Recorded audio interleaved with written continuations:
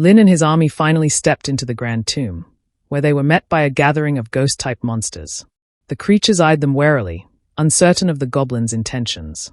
Leading the group was a griffin-like monster, who immediately questioned Lin.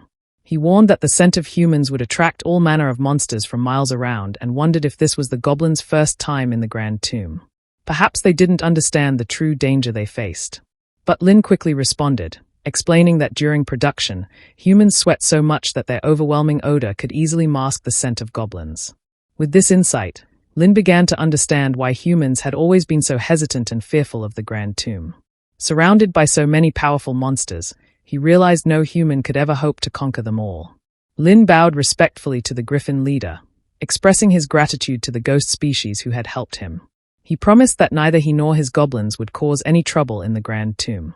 However, the griffin suddenly noticed a large number of humans within the goblin tribe and became furious. He demanded to know why so many humans were present and whether Lin understood the ancient pact between the Grand Tomb and the Holy Temple. Was Lin trying to get himself killed?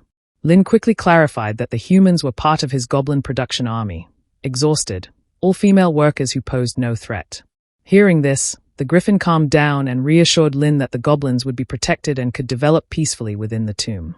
If Lin had any questions in the future, he could approach the griffin directly. Grateful, Lin addressed the griffin as Lord and welcomed him to visit anytime. Pleased, the griffin took a few bags of meat as tribute and flew off, promising to inform the other esteemed elders of the goblin's peaceful intentions. Watching the griffin disappear into the sky, Lin finally relaxed. He could now focus on development without interference. Inside his tent, he asked Gabu if she had counted the newborn goblins. She reported that 3,000 had been born, and with another production run, they could easily double that number.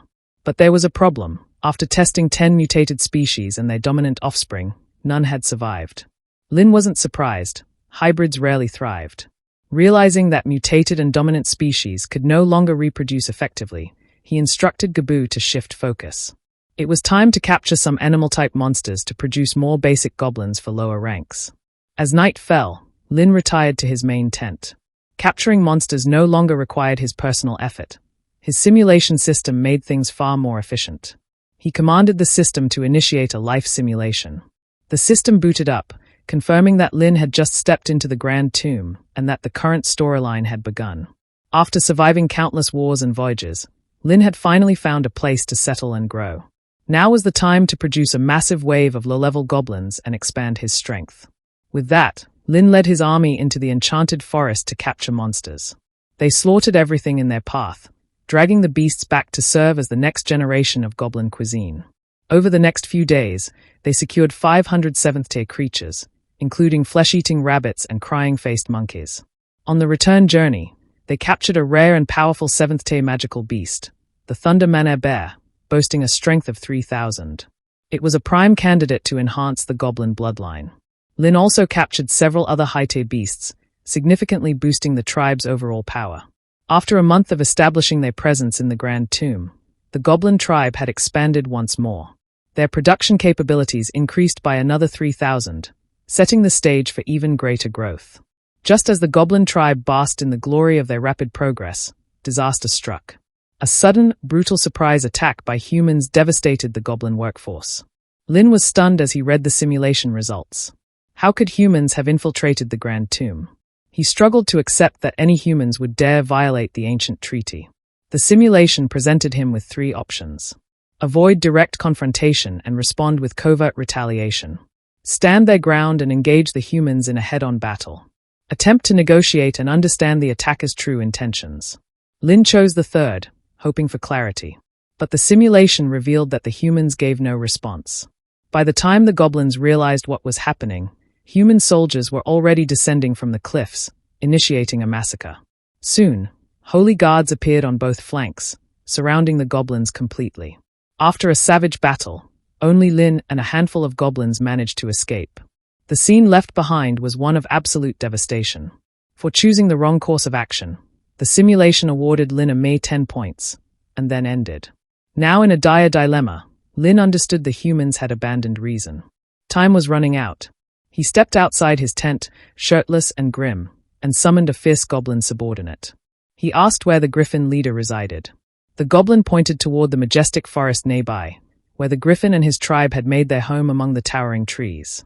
Knowing this, Lin let out a low laugh. This time, the goblins would not wait for another blow. It was time to strike back, to uproot the thorn in their side.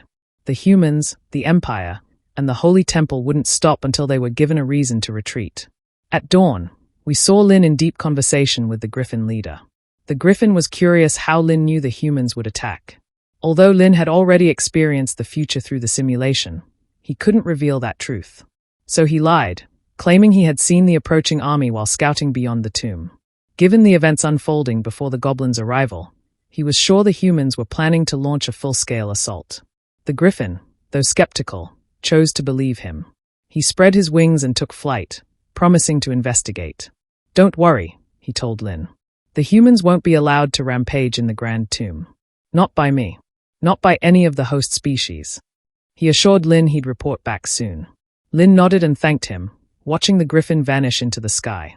Meanwhile, a massive human army was advancing toward the Grand Tomb. Their leader stood before them, rallying the troops. "We will not return until the goblins are utterly destroyed," he shouted. His words ignited a wave of cheers and cries of determination across the ranks. But from above, Lin's dragon mount observed silently, soaring high in the skies. It watched vigilantly, confirming that the simulation's grim prediction was already unfolding. The human commander, a familiar face from the town the goblins had once ransacked, spotted the dragon. Narrowing his eyes, he sought confirmation. Was Lin truly the one commanding the goblins? Was he the mind behind all the chaos? Lin remained calm, composed. Instead of answering directly, he questioned the man. "Have you already forgotten the pact between the Grand Tomb and the Holy Temple?" But the human leader didn't flinch. He drew his sword and sneered. "You don't need a treaty to crush a rat." Behind him stood a sea of soldiers, ready to march. He scoffed, promising to annihilate every last goblin. "This is for my grandfather, and the Sword Saint." The mention of the Sword Saint drew a twisted smile from Lin. He stepped forward, his voice dark and mocking. "Ah yes, the Sword Saint." Her final cries were sweeter than honey. The insult struck like lightning. The human leader exploded with fury, roaring at Lin to shut his vile mouth. Seething, he turned to his second-in-command and barked the order: full assault. Reduce them all to dust. But the sentinel at his side raised a hand, urging caution. "We should wait for the scouts to report back," he warned. "Charging blindly into the Grand Tomb is a risk we can't afford." Lin's mocking voice echoed through the air. "Are you waiting for someone else?" he asked with a cold smirk, lifting a blooded corpse high above his head. "Perhaps, this scout." The scene shifted briefly to 10 minutes earlier. 2 human scouts had been observing from the cliffs above, stunned at what they were witnessing. They whispered in disbelief, realizing that a goblin, of all things, had managed to unite not only human females, but magical beasts and powerful ghost species under his banner. No wonder the Sword Saint had fallen into his grasp. Alarmed, the scouts turned to retreat and report back. But they never got the chance. Hybrid goblins and ghost monsters emerged from the shadows, striking without hesitation. The scouts were dead before they could even scream. Back in the present, the sight of the lifeless body sent the human leader into a frenzy. "Charge!" he screamed. "Forget the pact. Wipe them out. Every last one." He pointed a trembling finger at Lin, accusing him of cowering in fear. But Lin only laughed harder, his amusement cutting deeper than any sword. "You think this is fair?" he scoffed. "This is entertainment. You'll regret mocking the lions of the Empire," the prince roared. "We are the guardians of humanity, and today you'll pay with blood, for my grandfather, and for the Sword Saint." But before the army could advance, the sky darkened with a thunderous beat of wings. The Griffin leader descended from above, his presence casting a heavy silence over the battlefield. His voice, sharp and commanding, cut through the tension. "What are humans doing in the Grand Tomb?" he demanded. The prince froze. He recognized the danger. This wasn't just any beast. This was one of the Grand Tomb's ruling species. A griffin of legend. A man-eater. A guardian of the sacred lands. "You dare defile this place," the griffin hissed. "Have you forgotten the pact with the Holy Temple? Humans are forbidden from setting foot in the Grand Tomb." A human soldier scoffed, stepping forward. "You're not even worthy of negotiating with us." That was the final straw. The griffin's eyes glowed with wrath. "You've grown arrogant in your peace. But that era ends now. The elders of the Grand Tomb will awaken, and from the shadows, we will forge our own empire beneath your feet. Another sentinel tried to de-escalate the rising storm. We're acting on orders, he said. We're here to eliminate the goblins. If you stand in our way, you will fall as well. The red-haired prince remained unfazed, still riding the high of his fury. With a cold wave of his hand, he ordered the charge. But the griffin had heard enough. He shot into the sky, his roar splitting the air. Fools, he bellowed. You think you can walk into the Grand Tomb like it's your backyard? You'll learn the price of your arrogance. At his call, a legion of ghost species appeared like a storm on the horizon. Towering monsters, ancient and terrible, formed a wall between the humans and the goblins. The sentinel faltered. His eyes widened. They are protecting the goblins. He turned to the prince, stunned. But the prince was too far gone in his rage. He still believed in the might of his army. He still believed they could crush anyone. The sentinel leaned in, voice low and urgent. Your Highness, we must retreat. If we fight now, the casualties will be catastrophic. The prince stared at him, stunned. For the first time, doubt flickered in his eyes. The proud lions of the empire, retreating? To the prince, it felt like betrayal. Soldiers were meant to fight to the last breath, not turn tail and run. But the sentinel beside him spoke with calm conviction, calling it not a retreat, but a strategic withdrawal. They would return, stronger, better equipped, and ready for total war. From the shadows above, Lin watched the human army pull back, a dry smirk tugging at his lips. Turning to the griffin beside him, he quipped, Wasn't all this a bit much? Goblins can handle themselves, you know. The griffin chuckled, his eyes glowing with fierce determination. This wasn't just for you, he replied. It was a message. The monsters of the Grand Tomb won't hide anymore. We will stand and fight. Then his tone shifted, serious now. Lin, expand your tribe quickly. A great battle is coming, and we'll need every ounce of your strength. The higher powers are watching you. If you ascend to become the Goblin King, you'll earn the right to enter the true depths of the Grand Tomb. And down there lies real power. Lin's grin widened into something darker. Red energy flared around him, swirling like smoke. The power hidden in the tomb's depths, he could already taste it. Meanwhile, chaos consumed the Holy Temple's grand hall. An enraged crowd pressed against the guards, their voices rising in fury. They demanded the execution of the Sword Saint, once a revered hero, now a name spat with contempt. They remembered the horror. Not of the goblins she was meant to destroy, but of the humans she had struck down instead. Rumors ran rampant. Whispers said she had lain with a goblin, and now carried its child. A traitor, a monster lover, a woman who had protected beasts and used humans as shields. Inside the temple's inner corridors, the chief hurried toward her chamber, muttering bitterly to himself about how each crisis erupted before the last could be resolved.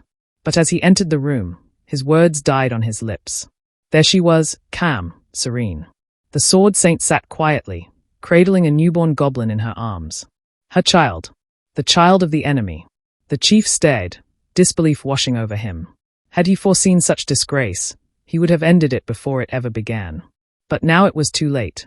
Step away from it, he said, drawing his sword with great reluctance. It may be dangerous. But she didn't flinch. She stood and blocked his path, her expression firm, eyes unyielding. I won't let you harm him, she said simply. He tried to reason with her, pleading for the sake of the people, the temple, and the future of the empire. You must return to the path of righteousness, he begged. But she had already turned her back on that path. Her voice was cold as steel. She took his sword and turned it against him. If punishment awaits me, I'll face it, she whispered. But I will not surrender my child. Just then, a brilliant burst of golden light erupted through the chamber, a divine energy that stunned her in place. A sacred technique had been invoked. No, a supreme sacred technique. Alice staggered back, her vision blurred by the blinding radiance. The chief turned, eyes wide. At the doorway stood the cardinal, still glowing with divine power. Quietly, the chief lowered his blade and stepped aside.